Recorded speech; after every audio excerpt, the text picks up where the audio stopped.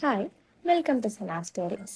ഞാനിന്ന് ഒരു instant സെറിയലിൻ്റെ recipe എല്ലാവർക്കും പരിചയപ്പെടുത്താൻ വേണ്ടി വന്നിട്ടുണ്ട്. ഇത് ഒരുപാട് റീൽസിൽ ഒരുപാട് പേര് ട്രൈ ചെയ്ത് കണ്ടിട്ടുള്ളതാണ്. എന്നാൽ തന്നെ ഞാനും കൂടി ട്രൈ ചെയ്തേക്കാമെന്ന് വിചാരിച്ചു.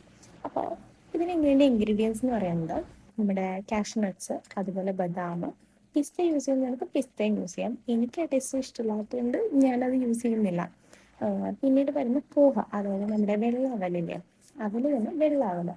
പിന്നെ വരുന്നത് ഓട്സ് ആണ്. ഞാൻ യൂസ് ചെയ്യുന്നത് ക്വിക്കർ ഓട്സ് ആണ്. അതുപോലെ മക്കാന എന്ന് പറയുന്നൊരു പുതിയ ഐറ്റം ഉണ്ട്. ഇത് എല്ലാവർക്കും അറിയുമെന്ന് എനിക്കറിയില്ല.